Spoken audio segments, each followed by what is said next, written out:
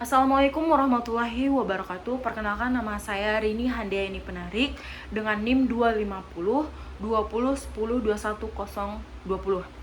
Di sini saya akan mempresentasikan hasil tugas saya dari mata kuliah Perekonomian Indonesia. Di sini saya akan mengambil satu judul dengan kondisi kemiskinan dan pengangguran di era digital di Indonesia. Yang pertama, saya akan analisis dinamika perekonomian Indonesia terkini. Perekonomian Indonesia pada era digital mengalami perkembangan yang cukup pesat. Kemajuan teknologi informasi, digitalisasi bisnis, e-commerce, dan layanan keuangan digital telah menciptakan berbagai peluang ekonomi baru. Namun, di sisi lain, perkembangan tersebut juga menimbulkan tantangan berupa ketimpangan akses teknologi, kemiskinan, dan pengangguran bagi masyarakat yang belum mampu beradaptasi dengan perubahan tersebut. Berdasarkan data Badan Pusat Statistik atau BPS, presentasi penduduk miskin Indonesia pada Maret 2025 sebesar 8,47% atau sekitar 23,85 juta jiwa. Angka ini mengalami penurunan dibandingkan September 2024 yang sebesar 8,57%. Nah, selain itu, jumlah penduduk miskin juga berkurang sebanyak 1,37 juta orang dibandingkan Maret 2024. Sementara itu, kondisi ketenaga kerjaan menunjukkan bahwa tingkat pengangguran terbuka atau TPT pada Februari 2025 sebesar 4,76%. Meskipun secara presentasi relatif rendah, jumlah pengangguran masih mencapai sekitar 7,28 juta orang.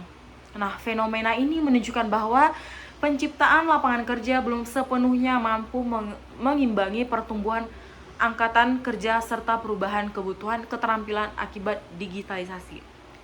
Era digital ini telah menciptakan lapangan kerja seperti content creator, digital marketer, programmer, data analis, dan pekerja ekonomi aktif.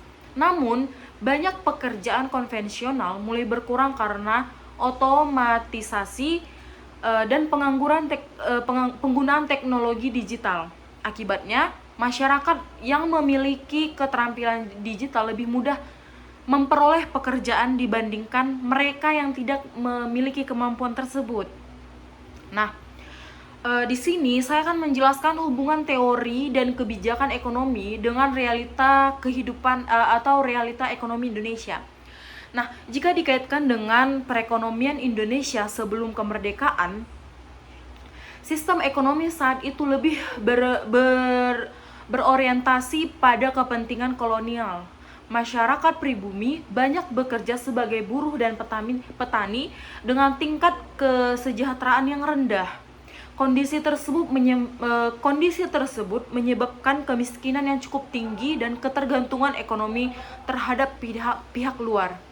Setelah kemerdekaan, Indonesia mulai membangun sistem ekonomi nasional yang bertujuan meningkatkan kesejahteraan rakyat.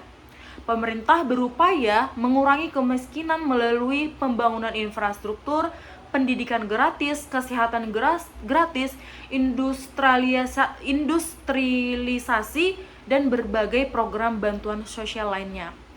Dalam perkembangannya, Indonesia menerapkan sistem ekonomi Pancasila, yaitu sistem yang menggabungkan mekanisme pasar dengan peran pemerintah dalam menjaga pemerataan dan keadilan sosial.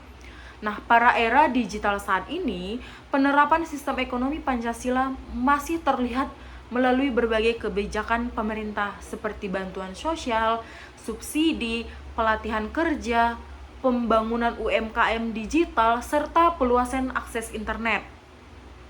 Nah, pemerintah mulai berupaya mendorong pertumbuhan ekonomi ini melalui digitalisasi tanpa mengabaikan kelompok masyarakat yang rentan terhadap kemiskinan dan pengangguran. Realitas ekonomi Indonesia menunjukkan bahwa digitalisasi mampu meningkatkan produktivitas dan efisiensi usaha. Banyak UMKM berhasil memperluas pasar melalui platform digital. Namun, manfaat tersebut belum dirasakan secara merata karena masih terdapat berbagai kesenjangan keterampilan, pendidikan, dan akses teknologi antara wilayah perkotaan dan pedesaan. Nah, di pedesaan itu masih banyak akses internet yang masih belum mencapai, apalagi ke daerah-daerah pelosok gitu. Hal ini menjelaskan kemiskinan dan pengangguran masih menjadi masalah meskipun ekonomi digital berkembang pesat. Itu sebenarnya masalahnya ya internet salah satunya, karena di berbagai daerah masih belum mendapatkan akses internet yang baik. Nah, dengan demikian, teori sistem ekonomi Pancasila yang menekankan keseimbangan antara pertumbuhan ekonomi dan pemerataan kesejahteraan tetap relevan dalam menghadapi tantangan ekonomi digital saat ini. Nah, solusi dan rekomendasi dari saya untuk mengurangi kemiskinan dan pengangguran di era digital ini, ada beberapa langkah yang dapat dilakukan. Nah, yang pertama, meningkatkan pelatihan keterampilan digital bagi masyarakat, terutama generasi muda dan pencari kerja, agar mampu bersaing di pasar kerja modern. Nah, yang kedua itu memperluas akses internet dan teknologi di daerah terpencil sehingga masyarakat dapat memanfaatkan peluang ekonomi digital secara merata, karena sekarang ini internet bisa digunakan untuk peluang ekonomi gitu. Yang ketiga, ada mendorong pengembangan UMKM berbasis digital melalui pelatihan pemasaran online, pengelolaan keuangan digital, dan akses permodalan. Nah, yang keempat ada memperkuat kerjasama antara pemerintah, dunia pendidikan, dan sektor swasta dalam menyiapkan tenaga kerja yang sesuai dengan kebutuhan industri digital. Yang kelima itu ada memperluas program perlindungan sosial bagi masyarakat yang berdampak otomatisasi dan perubahan struktur pekerjaan. Nah, ini tuh solusi dan rekomendasi dari saya, dan saya lebih rekomendasikan itu yang nomor 2 itu memperluas akses internet, jaringan internet. Karena pada kenyataannya di Indonesia sendiri masih banyak daerah-daerah terpencil bahkan akses internet saja tidak ada gitu. Jadi mereka tidak bisa menggunakan era digital ini untuk memanfaatkan era digital itu untuk peluang ekonomi, karena dari akses internet aja mereka sudah tidak bisa begitu. Nah, dan saya akan bahas juga yang nomor 4, memperkuat kerjasama antara pemerintah, dunia pendidikan, dan sektor swasta dalam menyiapkan tenaga kerja yang sesuai dengan kebutuhan industri digital.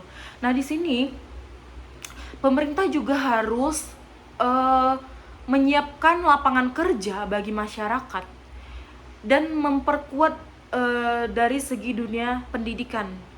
Dan sudah banyak sekolah-sekolah gratis, dan kita sebagai masyarakat juga harus menggunakan fasilitas tersebut dengan baik gitu.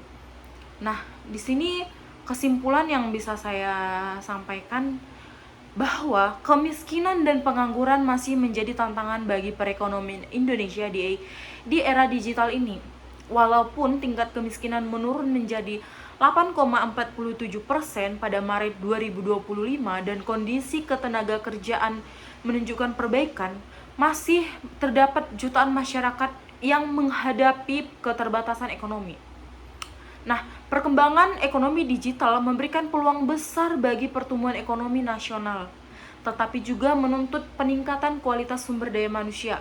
Oleh karena itu, diperlukan kebijakan yang mampu mengintegrasikan pertumbuhan ekonomi digital dengan pemerataan kesejahteraan sesuai prinsip sistem ekonomi Pancasila, agar manfaat pembangunan dapat dirasakan oleh seluruh masyarakat Indonesia dan merata. Tentu saja itu kesimpulan yang bisa saya sampaikan.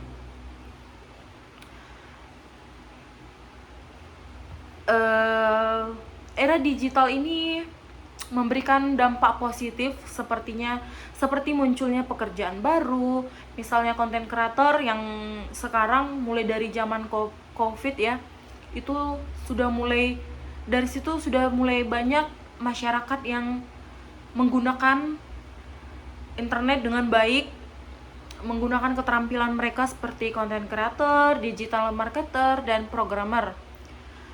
Nah, selain itu UMKM juga dapat memperluas pasar ya melalui platform online.